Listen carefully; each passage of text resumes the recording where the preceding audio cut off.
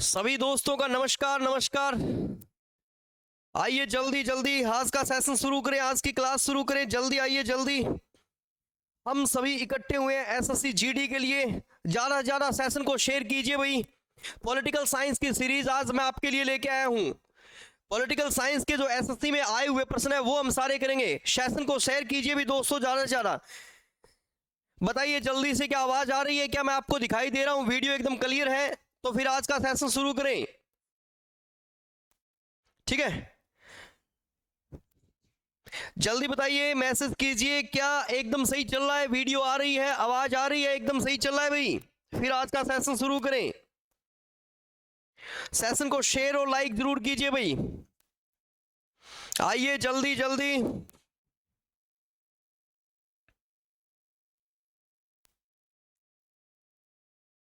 Okay, yes sir.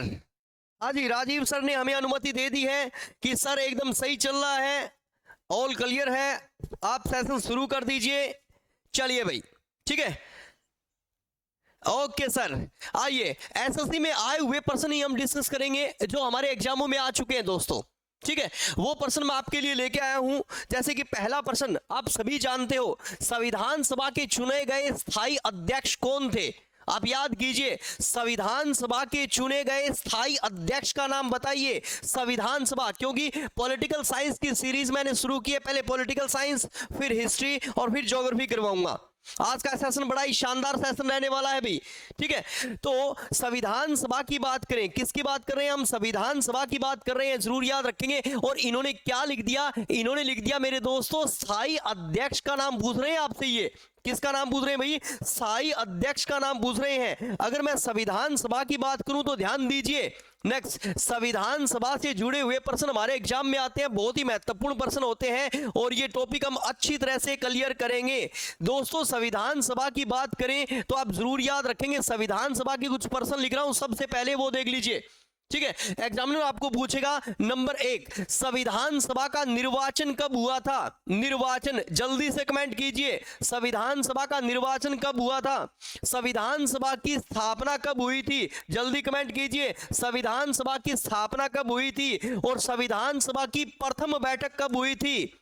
जल्दी बताइए, संविधान सभा की प्रथम बैठक और नेक्स्ट, संविधान सभा की अंतिम बैठक कब हुई थी? पहले इन प्रश्नों का आंसर दे दीजिए और ये बहुत ही महत्वपूर्ण प्रश्न रहने वाले हैं आपके एग्जाम के लिए। शाबाश, ओके, आपका आंसर सही है जी मोहित, शाबाश। अंकित, आंसर एकदम सही है, मगर मैंने कुछ प्रश्न लिखे आपके लिए, पहले उन प्रश्नों को देखिए ध्यान से। जैसे एग्जामिनर आपसे पूछेगा कि संविधान सभा का निर्वाचन कब हुआ, तो आप कहेंगे सर संविधान सभा का निर्वाचन हुआ था कब? जुलाई 1946 में हुआ था। संविधान सभा का निर्वाचन कब हुआ था भाई? जुलाई 1946। ये जरूर याद रखेंगे। बता दीजिए संविधान सभा की स्थापना, कोई भी बच्चा कमेंट कीजिए, बड़ा अच्छा लगेगा, बड़ी संख्या में बच्चे जुड़े हुए हैं, बड़ा अच्छा लग रहा है भाई। बताइए संविधान सभा की स्थापना, जल्दी से कमेंट कर दीजिए, संविधान सभा की स्थापना कब हुई थी? जल्दी, शाबाश शाबाश, ठीक है? संविधान सभा की स्थापना हुई थी मेरे दोस्तों, जरूर याद रखेंगे, 6 दिसंबर 1946 को संविधान सभा की स्थापना हुई थी। कब? 6 दिसंबर 1946 को। बड़ी संख्या में बच्चे जुड़े हुए हैं, मगर कमेंट के में कंजूसी कर रहे हैं भाई। कमेंट में कंजूसी मत कीजिए, आप हमारा साथ दीजिए। जितने साथ आप हमारे साथ जुड़े रहेंगे और नेक्स्ट इतने ही ज्यादा अच्छे अच्छे प्रश्न निकलते रहेंगे भी दोस्तों। शाबाश, ठीक है, शाबाश मोहित, आपने सही बताया। मोहित ने हमें एक और एक्स्ट्रा प्रश्न बता दिया भाई, वो भी मैं डिस्कस करूंगा। संविधान सभा की जो प्रथम बैठक हुई थी वो 9 दिसंबर 1946 को हुई थी प्रथम बैठक, और संविधान सभा की अंतिम बैठक कब हुई थी? तो जरूर याद रखेंगे, अंतिम बैठक हुई थी 24 जनवरी 1946। मगर मोहित ने एक और शानदार प्रश्न लिख दिया है, पहले उस प्रश्न को डिस्कस कर लेता हूं। मोहित ने एक डेट लिखी है भाई, क्या डेट लिखी है? ध्यान दीजिए, उन्होंने डेट लिखी है 2 सितंबर 1946। अगर 2 सितंबर 1946 की बात करें तो आप याद रखेंगे 2 सितंबर 1946 में नेक्स्ट अंतरिम सरकार का गठन हुआ था। किसका गठन हुआ था? अंतरिम अंतरिम सरकार का गठन हुआ था। वेरी वेरी इंपॉर्टेंट, ये बहुत ही महत्वपूर्ण प्रश्न बन जाता है आपके एग्जाम के लिए, आप जरूर याद रखेंगे। थैंक यू मोहित, आपने एकदम सही आंसर दिया। मगर पहले ये प्रश्न देख लीजिए। नंबर 1, संविधान सभा का निर्वाचन कब हुआ था? जुलाई 1946 में। संविधान सभा की स्थापना कब हुई थी? 6 दिसंबर 1946 को। और संविधान सभा की प्रथम बैठक कब हुई थी? 9 दिसंबर 1946 को। संविधान सभा की अंतिम बैठक कब हुई थी? तो जरूर याद रखेंगे 24 जनवरी 1950, सॉरी 24 जनवरी 1950, सॉरी शक्तिमान, 24 जनवरी 1950 को संविधान सभा की अंतिम बैठक हुई थी। मगर अंतरिम सरकार का गठन, ये जरूर याद रखेंगे, अंतरिम सरकार का गठन कब हुआ था? नेक्स्ट, कब हुआ था? तो 2 सितंबर 1946 को। एग्जामिनर आपको पूछेगा कि अंतरिम सरकार में, ध्यान दीजिए, राष्ट्रमंडला अध्यक्ष कौन बने थे? राष्ट्रमंडला अध्यक्ष कौन बने थे? जल्दी बताइए, राष्ट्रमंडला अध्यक्ष कौन बने थे? तो राष्ट्रमंडला अध्यक्ष बने थे पंडित जवाहरलाल नेहरू। और यही पंडित जवाहरलाल नेहरू आगे चल के हमारे देश के प्रथम प्राइम मिनिस्टर बने थे। ये जरूर याद रखें, क्या बने थे? पंडित जवाहरलाल नेहरू राष्ट्रमंडला अध्यक्ष बने थे अंतरिम सरकार के। ये जरूर याद रखेंगे आप, ठीक है। अब मैं 2 बैठकें आपको करवाऊंगा। ये जो प्रश्न है मेरे दोस्तों, ये दूसरी बैठक का है। नेक्स्ट, आप याद कीजिए, अगर एग्जामिनर आपको पूछ ले कि 9 दिसंबर 1946 को जो संविधान सभा की बैठक हुई ना दोस्तों, उस दिन क्या वार था? वार क्या था? तो जरूर याद रखेंगे, सोमवार था मेरे दोस्तों। और बैठक का टाइम क्या था? तो टाइम क्या था? 11 AM शुरू हुई थी बैठक। और स्थान कौन सा था? स्थान जरूर याद रखेंगे, स्थान एग्जामिनर आपको पूछ सकता है, तो स्थान कौन सा था? स्थान था संसद भवन दिल्ली। संसद भवन दिल्ली में संविधान सभा की प्रथम बैठक हुई थी। नेक्स्ट, 9 दिसंबर 1946 को।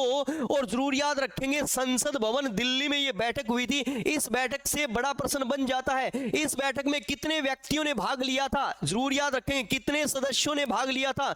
कितने सदस्यों ने भाग लिया था? जल्दी बताइए, कितने सदस्यों ने भाग लिया था? वेरी वेरी इंपॉर्टेंट, कमेंट कर दीजिए कोई भी बच्चा, बड़ा अच्छा लगेगा। संविधान सभा की प्रथम बैठक में कितने सदस्यों ने भाग लिया था? बड़ी संख्या में बच्चे जुड़े हुए हैं, बड़ा अच्छा लग रहा है भाई। सभी का स्वागत है, सभी का स्वागत है। जल्दी से आ जाइए, बस सेशन के साथ जुड़ जाइए। कोई भी क्वेश्चन आपका पॉलिटिकल साइंस जीके का, जो एसएससी जीडी में आपका जीके का कोई भी क्वेश्चन बनेगा, वो बाहर नहीं जाने देंगे दोस्तों।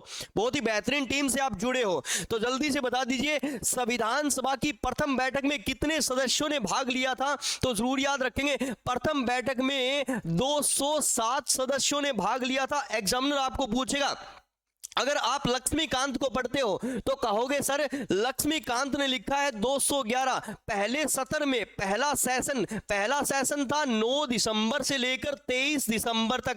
ध्यान दीजिए, पहले सेशन में 9 दिसंबर से लेकर 23 दिसंबर 1946 तक पहले सेशन की बात करें, ये 14 दिन का सेशन था। पहले सेशन में कितने व्यक्ति थे? 211 व्यक्ति थे। मगर पहली बैठक में कितने व्यक्ति थे? 207 व्यक्ति थे। एग्जामिनर ये प्रश्न आपसे बनाता है, ये प्रश्न अलग अलग समझेंगे भाई। पहले दिन यानी पहली बैठक में कितने व्यक्ति थे? 207 व्यक्ति थे। पहले सेशन बोलते हैं सत्र को। और पहला सेशन कितने दिन का था? तो पहला सेशन था मेरे दोस्तों 14 दिन का था। कितने दिन का था? 14 दिन का। शाबाश मोहित, आपका आंसर जबरदस्त है कि पहले सेशन में सर 211 व्यक्ति थे, पहली बैठक में 207 व्यक्ति थे। बता दीजिए संविधान सभा के लिए कितनी महिलाओं का निर्वाचन हुआ था? महिलाओं की बात कर रहा हूं, बता दीजिए संविधान सभा के लिए महिलाओं की संख्या क्या थी? नेक्स्ट, महिलाओं की संख्या, अगर महिलाओं की संख्या की बात करें तो जरूर याद रखेंगे महिलाएं कितनी थी संविधान सभा के लिए? 14 + 1 15 महिलाएं थी मेरे दोस्तों। संविधान सभा के लिए कितनी महिलाएं थी? 15। 14 महिलाओं का निर्वाचन हुआ था और एक महिला मनोनीत हुई थी। 15 महिलाएं जो मनोनीत हुई थी, उस महिला का क्या नाम था? नरेश कुमार। नमस्कार नरेश, नमस्कार। सेशन को शेयर कीजिए भाई, सेशन को शेयर कीजिए, बड़ा अच्छा लग रहा है। शाबाश मोहित, आपका आंसर सही है। नेक्स्ट, जल्दी से बता दीजिए संविधान सभा की प्रथम बैठक में कितनी महिलाएं थी? प्रथम बैठक में जल्दी बताइए, प्रथम बैठक में कितनी महिलाएं थी? और संविधान पर सिग्नेचर यानी अंतिम बैठक में कितनी महिलाएं थी? जल्दी बताइए। संविधान सभा की की अंतिम बैठक में कितनी महिलाएं थी? इन दो प्रश्नों का आंसर दे दीजिए, कमेंट कर दीजिए जल्दी से। संविधान सभा की प्रथम बैठक में कितनी महिलाएं थी? आपने सही आंसर दिया, एकदम जबरदस्त आंसर दिया कि 15 महिलाएं थी संविधान सभा में। मगर जो प्रथम बैठक में महिलाएं थी मेरे दोस्तों, जरूर याद रखेंगे, उन महिलाओं की संख्या थी 10। मगर संविधान पर सिग्नेचर कितनी महिलाओं ने किए थे? तो 12 महिलाओं ने किए थे। यह भी बहुत शानदार प्रश्न बन जाता है, बहुत ही शानदार, ये जरूर याद रखेंगे। अब जो संविधान सभा की प्रथम बैठक के अध्यक्ष बने थे, जरूर याद रखेंगे, संविधान सभा की प्रथम बैठक के अध्यक्ष जो नेक्स्ट प्रथम बैठक के जो अध्यक्ष बने थे, क्या नाम था प्रथम बैठक के अध्यक्ष का? उनका नाम था सच्चिदानंद सिन्हा। क्या नाम था भाई? सच्चिदानंद सिन्हा। ये जरूर याद रखेंगे, क्या नाम था? सच्चिदानंद सिन्हा।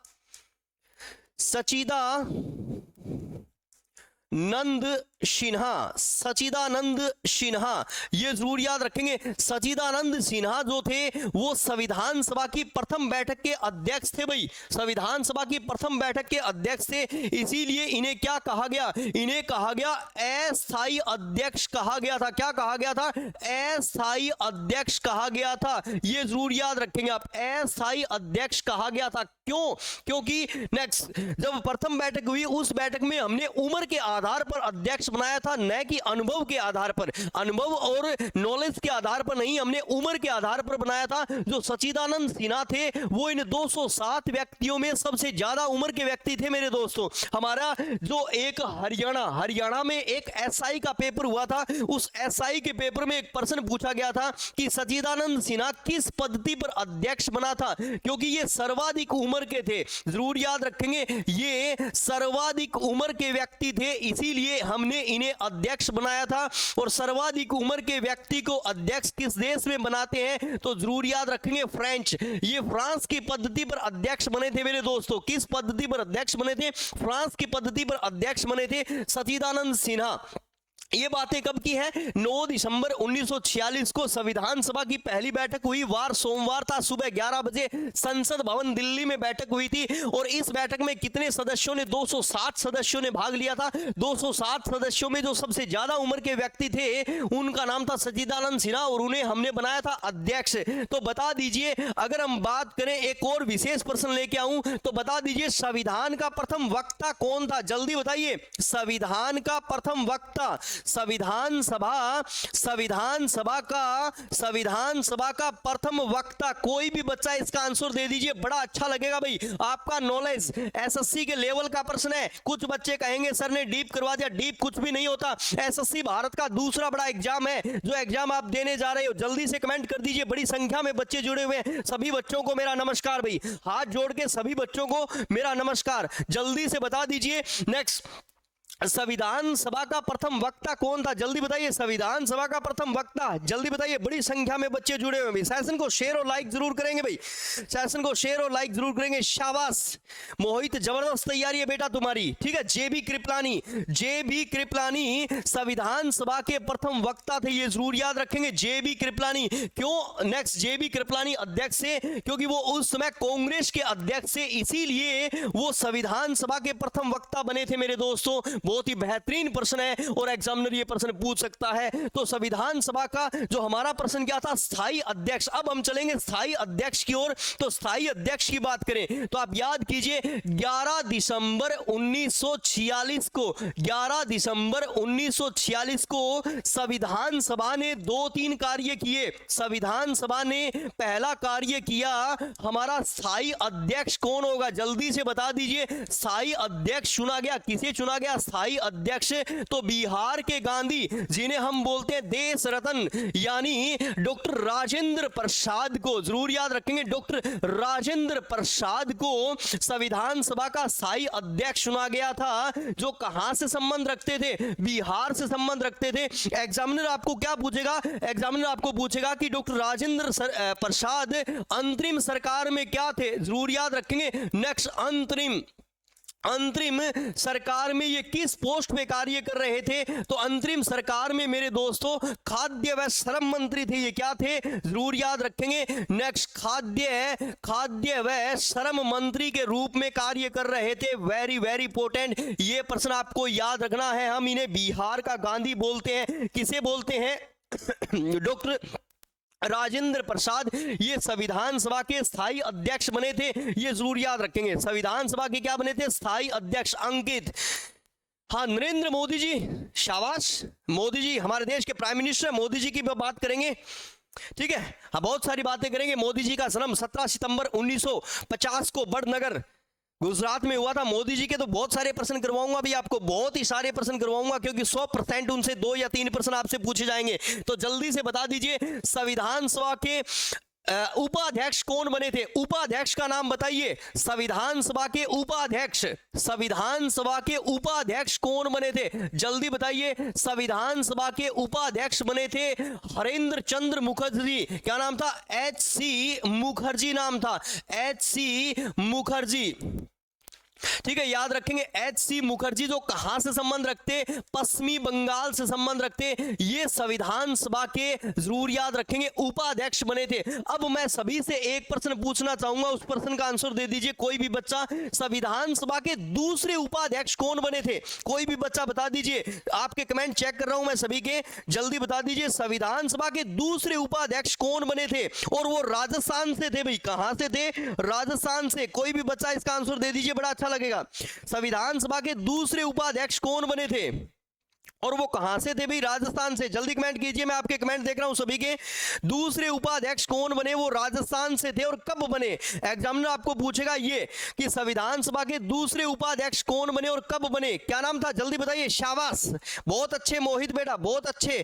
कब बने ये और पूछना चाहूंगा मोहित मैं आपसे। आपका आंसर जबरदस्त है, जबरदस्त आंसर दिया है मोहित ने भाई। जल्दी, बड़ी संख्या में बच्चे जुड़े हुए हैं, सेशन को शेयर और लाइक जरूर कीजिए भाई, ठीक है। अरे पढ़ लीजिए, एसएससी का पेपर है, भारत का दूसरे बड़े एग्जाम के लिए आप जा रहे हो। जल्दी बताइए। हाँ कमेंट देख रहा हूं, जल्दी। शाबाश, नमस्कार अंकित, नमस्कार। हाँ पूनिया साहब नमस्कार। जल्दी बताइए, जल्दी। संविधान सभा के दूसरे उपाध्यक्ष, एकदम सही बताया मोहित ने, आंसर सही दिया, मगर कब बने ये बताइए। ये डेट नहीं बताई अभी तक आपने, मैं आपकी डेट का इंतजार कर रहा हूं। फिर आप कहोगे सर आपने पहले बता दिया, मेरे को पहले बताना था। जल्दी बता दीजिए, दूसरे उपाध्यक्ष का नाम बताइए, दूसरे उपाध्यक्ष का नाम बताइए जल्दी से। क्या नाम था भाई? जल्दी बताइए, जल्दी जल्दी जल्दी। ओके ओके ओके, ठीक है, जल्दी। शाबाश, बहुत अच्छे, बहुत अच्छे कमेंट करते जाइए, शाबाश, ठीक है। हाँ तो दूसरे उपाध्यक्ष का नाम था VT कृष्णामचारी। यानी दूसरे उपाध्यक्ष कब बने थे? तो जरूर याद रखेंगे जुलाई 1948 में, जुलाई 1948 में संविधान सभा के दूसरे उपाध्यक्ष बने थे। संविधान सभा के जरूर याद रखेंगे दूसरे उपाध्यक्ष बने थे। और दूसरे जो उपाध्यक्ष बने थे दोस्तों वो बने थे VT कृष्णामचारी। कौन थे? VT कृष्णामचारी। जो VT कृष्णामचारी थे ना, वो संविधान सभा के दूसरे उपाध्यक्ष बने थे। और ये कहां से आए थे? ये आए थे राजस्थान से आए थे, ये जरूर याद रखेंगे। अब इनमें अंतर क्या पूछेगा एग्जामिनर? आपको अंतर क्या पूछेगा? ओके कोई बात नहीं, ठीक है। अंतर क्या पूछेगा एग्जामिनर? अंतर पूछेगा कि इनमें से कौन सा जो उपाध्यक्ष था वो देशी भारत का नेतृत्व कर रहा था और कौन सा उपाध्यक्ष अंग्रेजी भारत का नेतृत्व कर रहा था, ये जरूर याद रखेंगे। तो VT कृष्णामचारी जरूर याद रखेंगे, देशी भारत का नेतृत्व कर रहा था, वो देशी भारत का उपाध्यक्ष था। जबकि HC मुखर्जी अंग्रेजी नेक्स्ट जरूर याद रखेंगे, अंग्रेजी भारत का नेतृत्व कर रहा था। Very very important. क्यों? क्योंकि उस जमाने में 2 भारत थे हमारे यहाँ पे, एक अंग्रेजों का भारत था, एक रजवाड़ों का भारत था। क्यों? क्योंकि अभी तक आजाद नहीं हुआ है। मैंने डेट क्या लिखी है? मैंने 11 दिसंबर 1946 को लिखी है। और डेट ये जरूर याद रखेंगे आप, नेक्स्ट डेट जरूर याद रखेंगे, 11 दिसंबर 1946 तक आजाद नहीं हुआ था। इसीलिए एक तो देशी रियासतें थी, तो देशी रियासतों का नेतृत्व कौन कर रहा था? VT कृष्णामचारी। और अंग्रेजी भारत यानी जो 11-12 ब्रिटिश प्रांत थे उनका नेतृत्व कौन कर रहा था? HC मुखर्जी। तो संविधान सभा के जो स्थायी अध्यक्ष बने थे वो कौन बने थे? डॉक्टर राजेंद्र प्रसाद बने थे, ये जरूर याद रखेंगे। अंतरिम सरकार में खाद्य व श्रम मंत्री थे, ये क्या थे? अंतरिम सरकार में खाद्य व श्रम मंत्री थे। अब सभी से एक प्रश्न पूछना चाहूंगा, कोई भी बच्चा इसका आंसर दे दीजिए। संविधान सभा में ये सबसे महत्वपूर्ण व्यक्ति थे, तो जल्दी से बता दीजिए भारतीय संविधान के संवैधानिक सलाहकार कौन थे?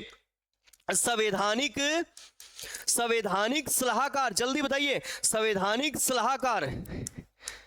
संवैधानिक सलाहकार कौन थे? भारतीय संविधान के संवैधानिक सलाहकार थे मेरे दोस्तों भारतीय संविधान 389 देवताओं ने लिखा था। कितने महत्वपूर्ण व्यक्तियों ने लिखा था? 389। और आप याद कीजिए संविधान के संवैधानिक सलाहकार, इनमें सबसे महत्वपूर्ण व्यक्ति ये था, सबसे महत्वपूर्ण व्यक्ति ये था। जल्दी से कमेंट कर दीजिए, बड़ी संख्या में बच्चे जुड़े हुए, शाबाश, बहुत अच्छे बेटा, जबरदस्त आंसर। ठीक है, सेशन को शेयर और लाइक जरूर करते हुए चलिए, आप हमारा हौसला बढ़ाते हुए चलिए। बहुत ज्यादा प्रश्न करवाऊंगा, पॉलिटिकल साइंस का कोई भी प्रश्न, हिस्ट्री का कोई भी प्रश्न, ज्योग्राफी का कोई भी प्रश्न बाहर नहीं जाने दूंगा, ये जरूर याद रखेंगे आप। ठीक है, मेरे पे विश्वास करते हुए पढ़ते जाइए। संविधान के संवैधानिक सलाहकार का नाम सही लिखा है आपने, वेनेगल नरसिम्हा राव। क्या नाम था? वीएन राव, वीएन राव, वेनेगल नरसिम्हा राव, ये जरूर याद रखेंगे। वीएन राव संविधान के संवैधानिक सलाहकार थे मेरे दोस्तों, ये जरूर याद रखेंगे आप। इस महान व्यक्ति को 60 देशों का संविधान कंठस्थ था। कितने? 60 देशों का संविधान तो इस महान व्यक्ति ने कंठस्थ कर रखा था, ये जरूर याद रखेंगे, वेरी वेरी इंपॉर्टेंट।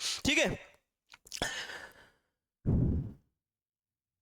हाँ जी, शाबाश, बहुत अच्छे। ठीक है, इन्होंने 60 देशों का संविधान तो कंठस्थ कर रखा था। और ये महान जो व्यक्ति था जरूर याद रखेंगे, ये विश्व बैंक में, सॉरी अंतरराष्ट्रीय न्यायालय में, किस में? तो जरूर याद रखेंगे। नेक्स्ट, अंतरराष्ट्रीय न्यायालय में, अंतरराष्ट्रीय न्यायालय में पहले भारतीय न्यायाधीश बने। अंतरराष्ट्रीय न्यायालय में जरूर याद रखेंगे, अंतरराष्ट्रीय न्यायालय में पहले भारतीय न्यायाधीश, पहले भारतीय न्यायाधीश बने थे, ये जरूर याद रखेंगे। कौन बने थे अंतरराष्ट्रीय न्यायालय में पहले भारतीय न्यायाधीश? सर वेनेगल नरसिम्हा राव। सभी बच्चों से पूछता हूं, जल्दी से बता दीजिए, अंतरराष्ट्रीय न्यायालय में अब वर्तमान में कौन सा भारतीय न्यायाधीश कार्य कर रहा है? जल्दी बताइए, वर्तमान में अंतरराष्ट्रीय न्यायालय में कौन सा न्यायाधीश कार्य कर रहा है वर्तमान में? जल्दी बताइए। नेक्स्ट, वर्तमान में कौन सा न्यायाधीश कार्यरत है? जल्दी बताइए,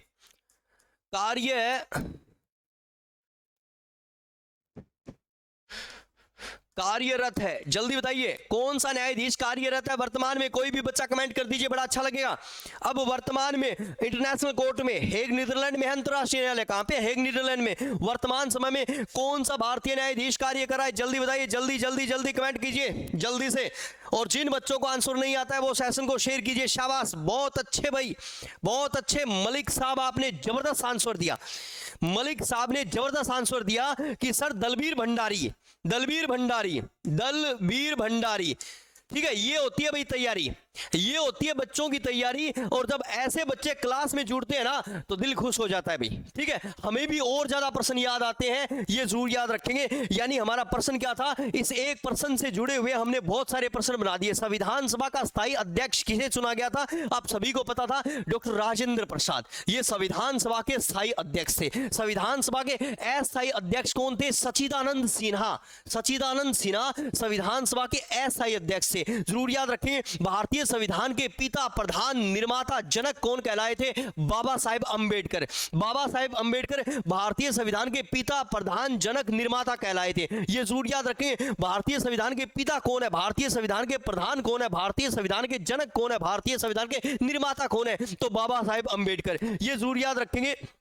और सर्वपल्लवी राधाकृष्णन, अगर इस ग्रेट पर्सनैलिटी की बात करें तो ये हमारे देश के पहले उपराष्ट्रपति, दूसरे राष्ट्रपति, पहले भारत रत्न प्राप्त करता और नेक्स्ट यूनेस्को में अध्यक्ष के रूप में कार्य करने वाला व्यक्ति, जिसकी याद में 5 सितंबर को हम नेक्स्ट भारतीय शिक्षक दिवस मनाते हैं। कौन सा दिवस मनाते हैं? भारतीय शिक्षक दिवस मनाते हैं मेरे दोस्तों। तो अति महत्वपूर्ण ये चारों के चारों ऑप्शन ये आपने पढ़ लिए, मगर इस प्रश्न का आंसर क्या है? तो डॉक्टर राजेंद्र प्रसाद। और संविधान सभा से जुड़े हुए हमने कुछ और भी महत्वपूर्ण प्रश्न कर लिए। चलिए आगे चले, तो आगे वाला प्रश्न देख लीजिए। भारतीय संविधान में अंतरराष्ट्रीय शांति व सुरक्षा का अभिदूत कहा जाता है, जल्दी से बता दीजिए किसे कहा जाता है। बहुत ही जबरदस्त प्रश्न है, सीजे लेवल का प्रश्न है। अगर किसी बच्चे ने आंसर दे दिया तो बड़ा अच्छा लगेगा भाई। भारतीय संविधान में अंतरराष्ट्रीय शांति सुरक्षा अभिभूत वृद्धि कहां उल्लेखित की गई है? जल्दी से बता दीजिए, जल्दी जल्दी जल्दी। कोई भी बच्चा इसका आंसर दे दीजिए, बड़ा अच्छा लगेगा भाई। सीजे लेवल का प्रश्न आ गया, थोड़ा सा मुश्किल प्रश्न है, ये मेरे को लगता है भाई, ठीक है, थोड़ा सा मुश्किल प्रश्न है ये, मेरे को लगता है जरूर याद रखेंगे। अंतरराष्ट्रीय शांति सुरक्षा अभिवृद्धि का वर्णन कहां पे किया गया है, जल्दी से बता दीजिए। शाबाश, मोहित कह रहा है सर बी कर दीजिए। नेक्स्ट, बी तो कर देंगे, 1 मिनट और भी देख लेते हैं, जल्दी से बता दीजिए, बी तो कर देंगे। बहुत ही शानदार सीजीएल लेवल का प्रश्न है भाई, सीजीएल लेवल का प्रश्न है, थोड़ा सा मुश्किल प्रश्न है। नेक्स्ट, मेरे साथ मोस्टली एसएससी जीडी के बच्चे जुड़े हुए हैं, तो ये प्रश्न थोड़ा सा आपको मुश्किल लगेगा, मगर किसी भी बच्चे ने आंसर दिया तो नेक्स्ट बड़ा अच्छा लगेगा भाई। बड़ी संख्या में बच्चे जुड़े हुए हैं और सभी बच्चों को मेरा नमस्कार दोस्तों, सभी बच्चों को मेरा नमस्कार। जल्दी से इसका आंसर दे दीजिए, जल्दी से। नेक्स्ट, क्या आंसर है इसका? बहुत ही शानदार प्रश्न है कि भारतीय संविधान में अंतरराष्ट्रीय शांति सुरक्षा अभिवृद्धि का उल्लेख कहां पे मिलता है, तो जल्दी से बता दीजिए। एनीवन, शाबाश, ठीक है, बड़ी संख्या में बच्चे जुड़े और बड़ा अच्छा लग रहा है, शाबाश भी, ठीक है। तो 1 मिनट थोड़ा सा इनका व्याख्यान कर लेते हैं, तब तक आप आंसर देख लीजिए और फिर मेरे को आंसर बता दीजिए। बड़ा ही शानदार प्रश्न ये है, अगर किसी भी बच्चे ने, एक बच्चे ने आंसर भी दे दिया है, जबरदस्त आंसर आपका, ठीक है। अगर मैं भारतीय संविधान की उद्देशिका की बात करूं तो उद्देशिका को हमने किस नाम से संबोधित किया है? उसी उद्देशिका को हमने नाम दिया है प्रियम्बल यानी प्रस्तावना। क्या नाम दिया है भाई? जरूर याद रखेंगे। नेक्स्ट, प्रस्तावना, प्रियम्बल यानी प्रस्तावना, ठीक है। प्रस्तावना की बात करें, हम प्रियम्बल की बात करेंगे। हाँ शाबाश मोहित, आपका आंसर सही है, सही है आपका आंसर, ठीक है मोहित, आपका आंसर सही है एकदम, ठीक है। नेक्स्ट, मेरे को कोई डाउट नहीं है अभी आपने गलत दिया, आपका आंसर एकदम सही है मोहित। आपने आर्टिकल्स नंबर भी लिख दिया, बड़ा अच्छा लगा, आर्टिकल्स नंबर भी मोहित ने लिख दिया भाई, ठीक है। फिर हम बात करेंगे direct principle of state policy यानी नीति निर्देशक सिद्धांत, direct principle of state policy यानी नीति निर्देशक सिद्धांत की बात करेंगे। और फिर हम बात करेंगे मूल कर्तव्य यानी फंडामेंटल राइट्स, किसकी बातें करेंगे? फंडामेंटल राइट्स की बात करेंगे, ये जरूरी, sorry fundamental duties, fundamental duties की बात करेंगे, राइट्स नहीं, फंडामेंटल ड्यूटीज की बात करेंगे यानी मूल कर्तव्यों की। और फिर भारतीय संविधान की अनुसूची नंबर 9 जो सबसे पहली जोड़ी गई थी संविधान संशोधन 1 के तहत 1951 में, ये जरूर याद रखेंगे। जो प्रियम्बल है, जो उद्देशिका है मेरे दोस्तों, इसे भारतीय संविधान की क्या कहा जाता है? तो जरूर याद रखेंगे, भारतीय संविधान की आत्मा कहा जाता है, भारतीय संविधान की आत्मा कहा जाता है, आत्मा कहा जाता है, ये जरूर याद रखेंगे। भारतीय संविधान की आत्मा किसे कहते हैं? प्रियम्बल को कहते हैं, प्रस्तावना को कहते हैं, ये जरूर याद रखेंगे आप, ठीक है। फिर direct principle of state policy या नीति निर्देशक सिद्धांतों की बात करें तो नीति निर्देशक सिद्धांतों का वर्णन हमें मिलता है भारतीय संविधान के भाग नंबर 4 में, आर्टिकल्स है 36 से लेकर 51, और ये जो है ये आर्टिकल्स 51 ही है। नेक्स्ट, ये जरूर याद रखेंगे, यानी अंतरराष्ट्रीय शांति का उल्लेख भारतीय संविधान के किस आर्टिकल्स में है? तो जरूर याद रखेंगे, अंतरराष्ट्रीय शांति आर्टिकल्स 51 में है, ये मोहित ने नेक्स्ट आर्टिकल्स भी बताया, हमें बड़ा अच्छा लगा।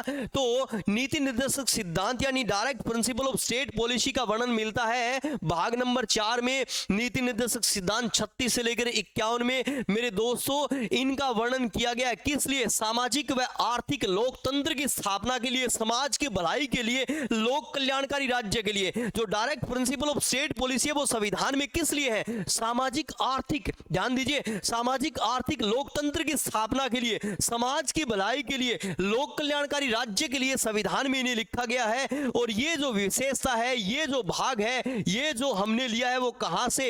तो जरूर याद रखेंगे, आयरलैंड के संविधान से लिया है। कहां से लिया भाई? आयरलैंड के संविधान से लिया है अपना direct principle of state policy. अगर मैं फंडामेंटल ड्यूटीज की बात करूं, फंडामेंटल ड्यूटीज को आप याद कर लीजिए, भारतीय संविधान के किस आर्टिकल्स में जोड़ा गया था?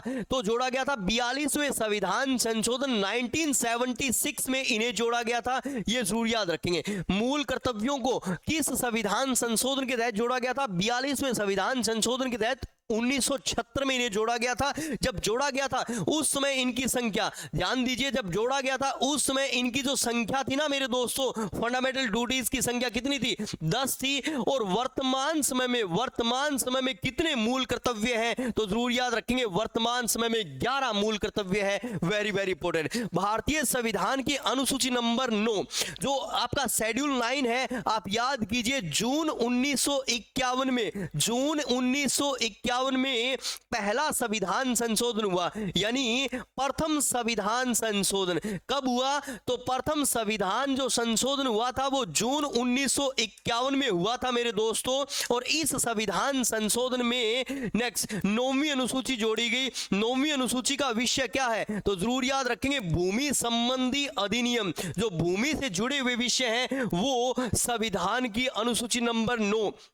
मगर एक मैं बहुत ही शानदार प्रश्न आपको बता देता हूं कि 9वीं अनुसूची की सबसे बड़ी विशेषता क्या है? अंकित पुनिया, शाबाश, ठीक है। नेक्स्ट, हाँ, मूल कर्तव्यों में भी वर्णन मिलता है, आपने सही बताया। नेक्स्ट, मूल कर्तव्यों में भी अंकित पुनिया वर्णन मिलता है, इसमें कोई दो राय नहीं है। अंतर्राष्ट्रीय शांति, सुरक्षा, अभिवृद्धि का वर्णन मूल कर्तव्यों में भी वर्णन मिलता है, आपने सही बताया। मगर इस प्रश्न के अनुसार इसका आंसर बी बनेगा। इट्स ओके, क्लियर, आपका भी आंसर सही है। मगर ध्यान दीजिए, नेक्स्ट 9वीं अनुसूची में कहते हैं कि कौन सी अनुसूची वो है जिसे न्यायालय में चुनौती नहीं दी जा सकती। कहां पे? न्यायालय में चुनौती नहीं दी जा सकती। नेक्स्ट, कौन सी अनुसूची है? अनुसूची नंबर 9 है दोस्तों, ये भी आप जरूर याद रखेंगे। शेड्यूल 9 है, तो वेरी वेरी इंपॉर्टेंट, ठीक है। मगर ये जो शब्द है, इस शब्द का उल्लेख नेक्स्ट आपने पुनिया साहब आपने सही बताया, इनका अपने फंडामेंटल ड्यूटीज में भी उल्लेख मिलता है। मगर जो मैंने उठाया है, मैंने ये direct principle of state policy से उठाया है, ये जरूर याद रखेंगे। बहुत ही शानदार प्रश्न है। चलिए आगे वाला प्रश्न देख लीजिए। निम्न में से किस अधिनियम में केंद्र में द्वैत शासन प्रणाली स्थापित की गई? बहुत ही शानदार प्रश्न है, बता दीजिए जल्दी से।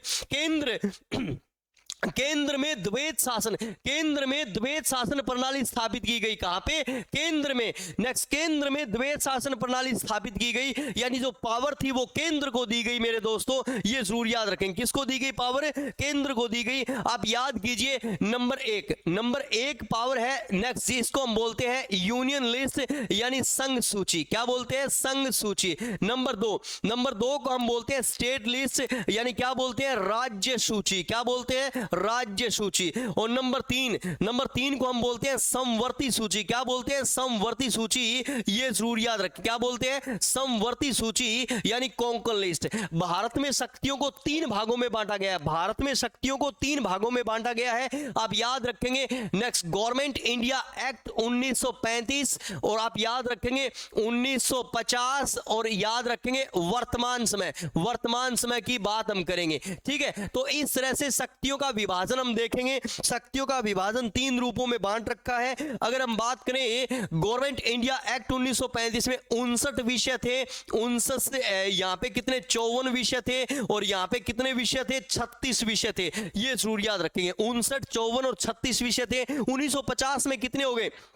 1950 में 97 विषय हो गए, और यहां पे कितने विषय हो गए? 67 विषय हो गए, और यहां पे कितने विषय हो गए? 47 विषय हो गए। मगर वर्तमान समय की मैं बात करूं तो वर्तमान समय में 101 विषय है, यहां पे 62 विषय है, और यहां पे कितने विषय है? 53 विषय है। ये जरूर याद रखेंगे। तो इससे हमें पता चलता है कि भारत में जो केंद्र में द्वैत शासन है, यानी पावर किसके पास है? तो पावर हमारे देश में, जरूर याद रखेंगे, पावर देश के पास है। नेक्स्ट, क्यों? क्योंकि संघ सूची का अध्ययन कर लीजिए, राज्य सूची का अध्ययन कर लीजिए, और समवर्ती सूची का अध्ययन कर लीजिए। जो समवर्ती सूची है उस पर कानून देश की सरकार और राज्य की सरकार दोनों मिलकर बनाती है। मगर देश के पास पावर ज्यादा है, तो प्राथमिकता भी किसी दी जाएगी? देश को दी जाएगी। यानी केंद्र में द्वैत शासन लागू किया गया। तो जरूर याद रखेंगे, गवर्नमेंट इंडिया एक्ट 1935 के तहत केंद्र में द्वैत शासन लागू हुआ था। ये दोस्तों, ये जरूर याद रखेंगे। पावर किसे दी गई थी? देश को दी गई थी, केंद्र को दी गई थी। और गवर्नमेंट इंडिया एक्ट की व्याख्यान करें तो जरूर याद रखेंगे, गवर्नमेंट इंडिया एक्ट 1935 में कितने भाग थे? अगर एग्जामिनर आपसे पूछ ले। नेक्स्ट, कितनी अनुसूचियां थी? अनुसूचियां यानी कितने शेड्यूल थे? अनुसूचियां, ये जरूर याद रखेंगे। और कितने आर्टिकल्स, कितने अनुच्छेद थे? ये भी प्रश्न पूछ सकता है एग्जामिनर आपको। तो भाग कितने थे? 14। अनुसूचियां कितनी थी? 10। और आर्टिकल्स कितने थे? 320 आर्टिकल थे मेरे दोस्तों। ये जरूर याद रखेंगे। गवर्नमेंट इंडिया एक्ट 1935, जिसके तहत भारत में केंद्र में द्वैत शासन लागू हुआ था। जबकि आप याद कीजिए 1919 में कौन सा एक्ट था? मोंटेग्यू चैम्सफोर्ड एक्ट था। और नेक्स्ट, पावर किसे दी गई थी? तो जरूर याद रखेंगे, नेक्स्ट, राज्यों में द्वैत शासन लागू हुआ था। किसमें? राज्यों में नेक्स्ट द्वैत शासन लागू हुआ था। जो पावर थी वो किसे दी गई थी? स्टेट को दी गई थी। और आप याद कीजिए दीजिए नरेंद्र मंडल की स्थापना हुई थी देशी रियासतों के लिए। किसकी स्थापना?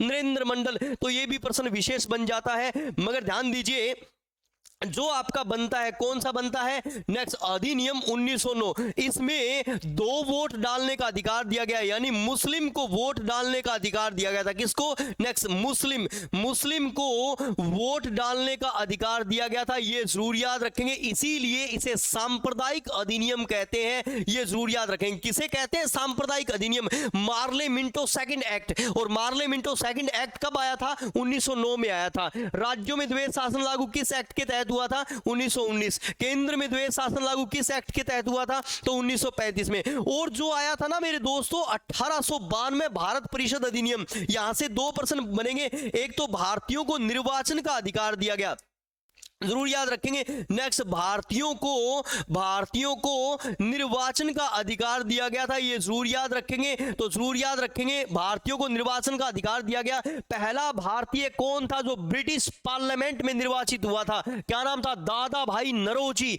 1893 फीसवरी लंदन से जीता था। ये जरूर याद रखेंगे। भारतीयों को निर्वाचन का अधिकार दिया गया था,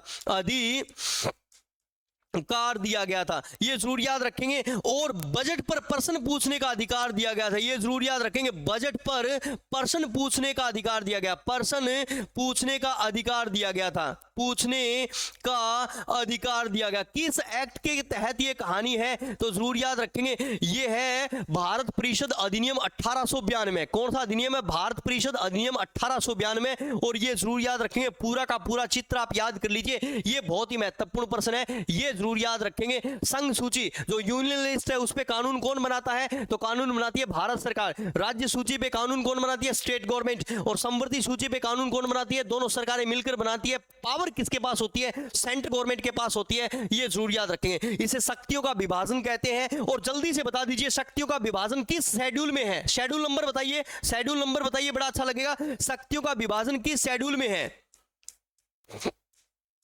शक्तियों का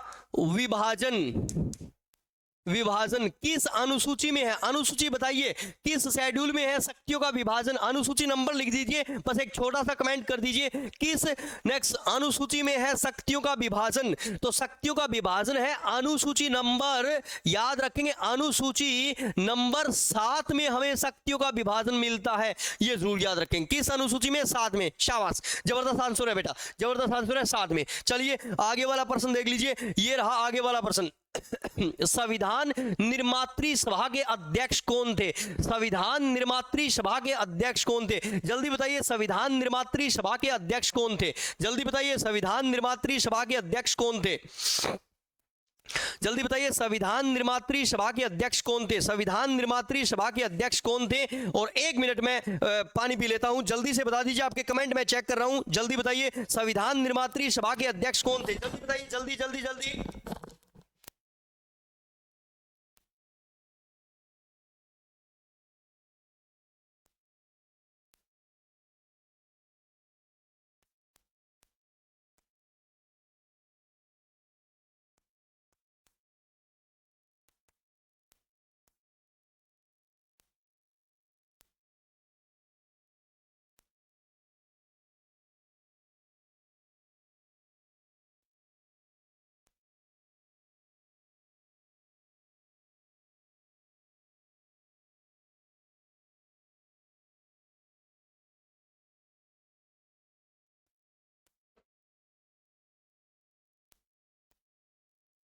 शाबाश शाबाश शाबाश शाबाश। ओके मोहित, जबरदस्त आंसर, जबरदस्त आंसर, जबरदस्त आंसर। जल्दी से बता दीजिए। शाबाश शाबाश, थैंक यू वेरी मच। आपने मेरे को पानी पीने का टाइम दिया।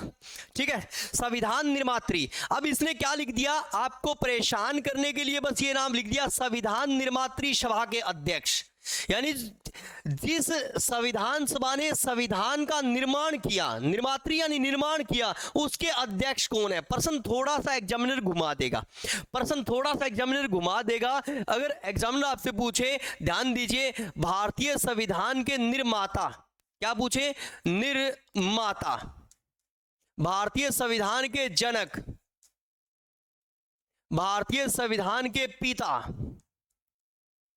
भारतीय संविधान के प्रधान। ये देखो प्रश्न घुमा देगा एग्जामिनर और आपसे पूछेगा, ठीक है। तो भारतीय संविधान के निर्माता ये थे। और अगर आपसे एग्जामिनर पूछ ले संविधान सभा के अध्यक्ष कौन थे, संविधान सभा के अध्यक्ष, संविधान सभा के अध्यक्ष कौन थे, तो इस तरह से एग्जामिनर थोड़ा सा आपको परेशान करेगा, मगर आपको परेशान नहीं होना है।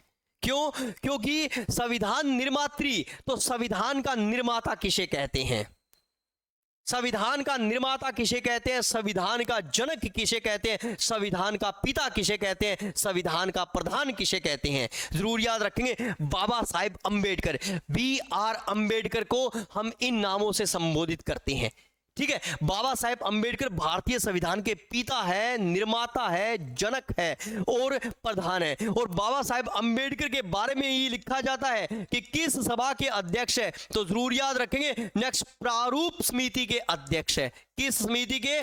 प्रारूप समिति के अध्यक्ष है। प्रारूप समिति को क्या कहते हैं हम बोलते हैं ढांचा समिति। क्या बोलते हैं? ढांचा समिति बोलते हैं, ढांचा समिति। क्या बोलते हैं हम इसे बोलते हैं पांडु लेखन समिति, पांडु लेखन समिति, पांडु लेखन समिति भी हम इसे बोलते हैं। क्या बोलते हैं भाई? पांडु लेखन समिति, पांडु लेखन समिति भी हम इसे बोलते हैं, ये जरूर याद रखेंगे आप, ठीक है। और इसे हम बोलते हैं ड्राफ्ट कमेटी, इसे हम बोलते हैं मसौदा समिति। क्या बोलते हैं? मसौदा समिति। क्या बोलते हैं? मसौदा समिति भी हम इसे बोलते हैं, जरूर याद रखेंगे। तो संविधान निर्मात्री सभा के अध्यक्ष, बहुत ही शानदार प्रश्न बन जाएगा। नेक्स्ट दोस्तों, इस समिति का गठन कब हुआ था, जरूर याद रखें, 29 अगस्त 1947 को गठन हुआ था। और इस समिति ने अपना प्रारूप तैयार किया था,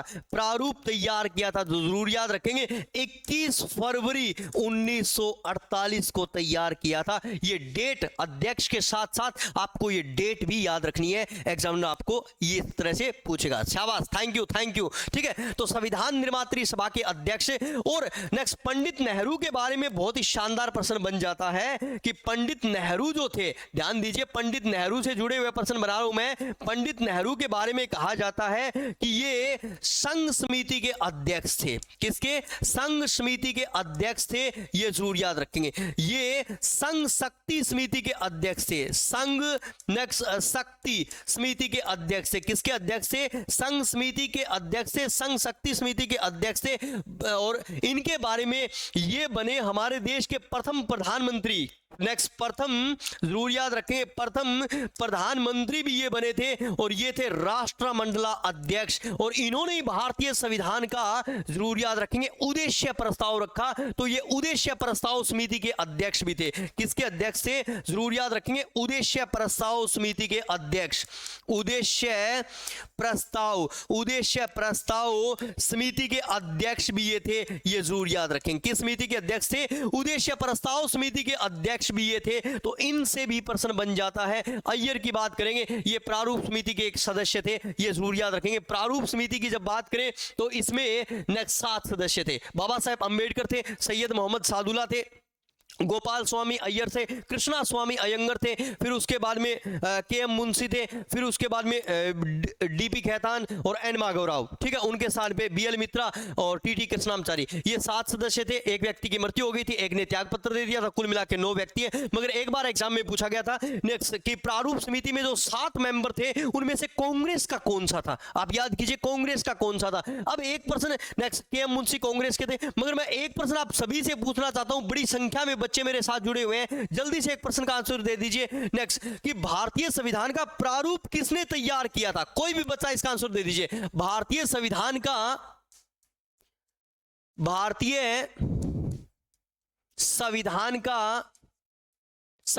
का प्रारूप तैयार किसने किया था? प्रारूप तैयार किया था? जल्दी से आंसर दे दीजिए, कोई भी बच्चा, बड़ा अच्छा लगेगा। बहुत ही शानदार प्रश्न है और एग्जामिनर ये प्रश्न आपसे कई बार पूछ चुका है। भारतीय संविधान का प्रारूप किसने तैयार किया था? जल्दी बताइए, भारतीय संविधान का प्रारूप किसने तैयार किया था? प्रारूप जल्दी बताइए। बड़ी संख्या में बच्चे जुड़े हुए हैं और बड़ा अच्छा लग रहा है। शाबाश मोहित, बहुत अच्छे बेटा। मोहित जब मैंने क्लास शुरू की थी उस समय से जुड़े हुए हैं और जबरदस्त आंसर देते जा रहे हैं। शाबाश बेटा, बहुत अच्छे आंसर आपके। ठीक है, जल्दी से बताइए, और भी बच्चे जुड़े हुए हैं, बड़ी संख्या में बच्चे जुड़े हैं, बड़ा अच्छा लग रहा है। भारतीय संविधान का प्रारूप, जल्दी बताइए, भारतीय संविधान का प्रारूप किसने तैयार किया था?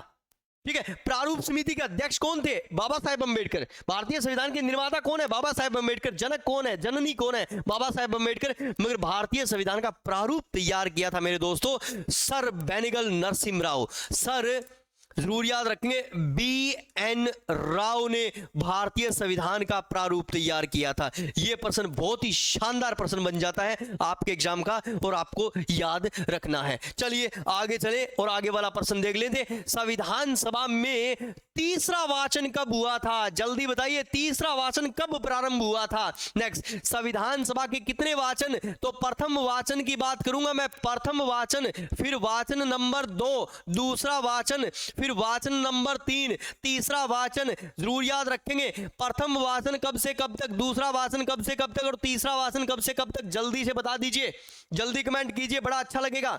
भारतीय संविधान के वाचनों की बात कर रहा है ये। भारतीय संविधान में वाचन कब कब हुए?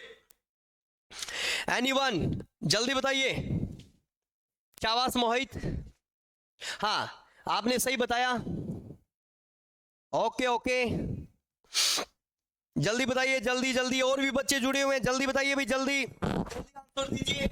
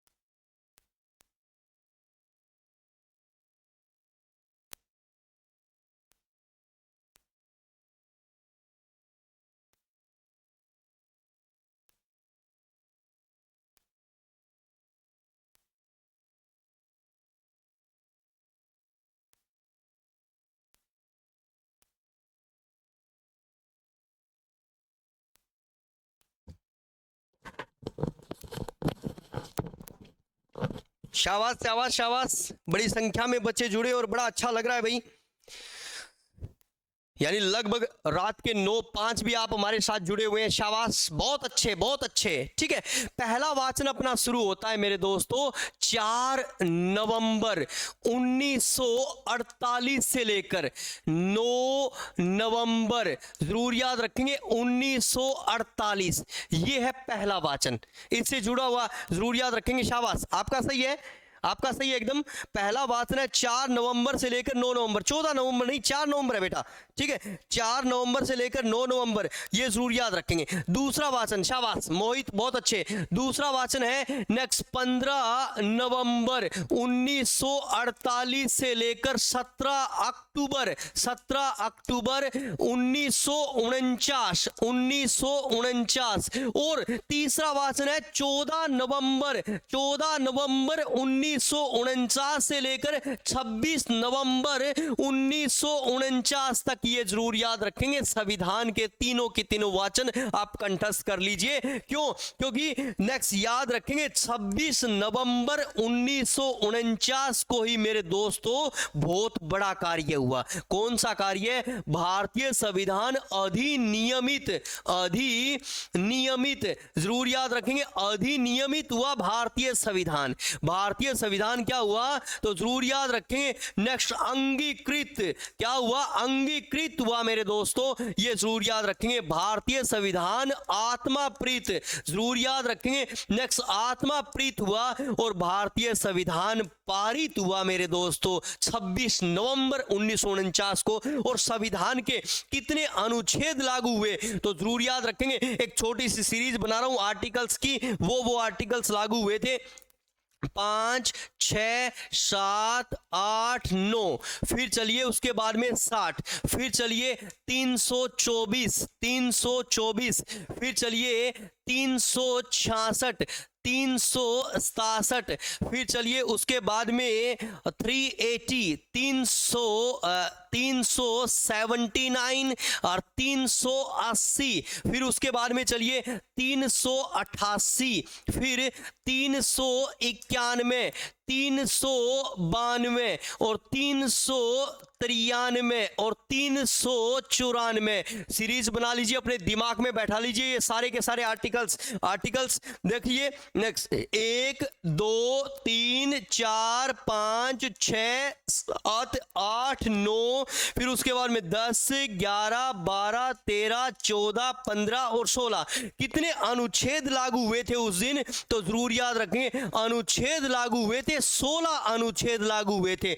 नेक्स्ट संविधान सभा का जो तीसरा वाचन था, उसी दिन ये महत्वपूर्ण कार्य हुआ था। पहला वाचन कब से कब तक चला था? पहला वाचन चला था मेरे दोस्तों 4 नवंबर 1948 से 9 नवंबर 1948। दूसरा वाचन ध्यान दीजिए, दूसरा वाचन शुरू हुआ था 15 नवंबर 1948 और लगभग 11 महीने चला, यानी 17 अक्टूबर 1949 तक चला था दूसरा वाचन। दूसरा वाचन सबसे लंबा है, पहला वाचन है वो 5-6 दिन का है, दूसरा वाचन 11 महीनों का है, ये जरूर याद रखें। और संविधान सभा का जो तीसरा वाचन था ना मेरे दोस्तों, प्रश्न यही पूछा गया कि भारतीय संविधान का तीसरा वाचन कब प्रारंभ हुआ, तो कब प्रारंभ हुआ था? 14 नवंबर 1949 से लेकर 26 नवंबर 1949 तक तीसरा वाचन चला। और तीसरा वाचन 26 नवंबर 1949 को जैसे ही समाप्त हुआ तो संविधान सभा ने क्या किया मेरे दोस्तों? भारतीय संविधान को अधिनियमित कर दिया। क्या कर दिया?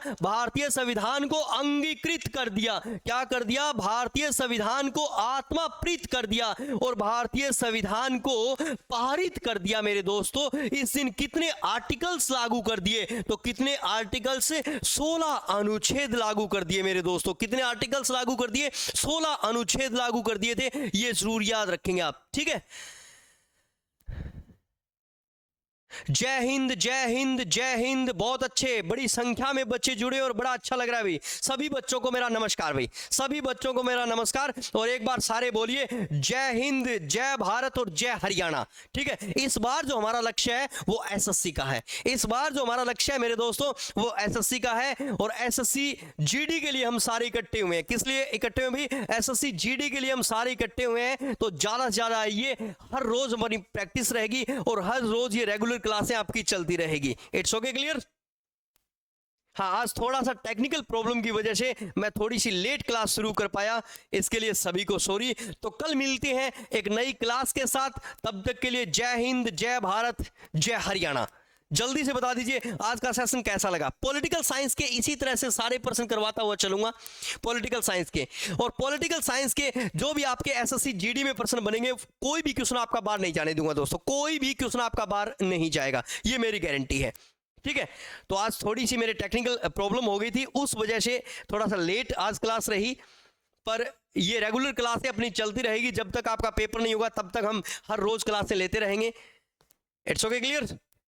बताइए कैसे हमारी मेहनत आपको पसंद आ रही है? कल मिलते हैं एक नई क्लास के साथ। पहले हम पॉलिटिकल की सीरीज कंप्लीट करेंगे, फिर मैं आपकी हिस्ट्री की सीरीज शुरू करूंगा, और फिर ज्योग्राफी की, और फिर लास्ट में विविधता की, जो भी नृत्य है, वेशभूषा है, सिनेमा की बात करेंगे हम। और अभी अभी वर्ल्ड कप हुआ है तो हम क्रिकेट की भी बात करेंगे, ठीक है। अभी अभी वर्ल्ड कप हुआ है। और बता दीजिए इस बार का वनडे वर्ल्ड कप किसने जीता? ऑस्ट्रेलिया ने जीता भारत को हराकर। तो मैं आपसे एक ही प्रश्न पूछूंगा, उस प्रश्न का आंसर दे दीजिए। बड़ी संख्या में बच्चे जुड़े हुए हैं। फाइनल मैच में मैन ऑफ द मैच कौन थे? कोई भी बच्चा इसका आंसर दे दीजिए, कमेंट जरूर करेंगे सारे बच्चे, ठीक है। जितने भी बच्चे मेरी क्लास देख रहे हैं और बाद में भी जो क्लास देखेंगे वो इस प्रश्न का आंसर जरूर देंगे, फाइनल मैच के मैन ऑफ द मैच कौन थे, ठीक है। क्योंकि मैन ऑफ द सीरीज थे विराट कोहली, जिन्हें हम किंग कोहली कहते हैं।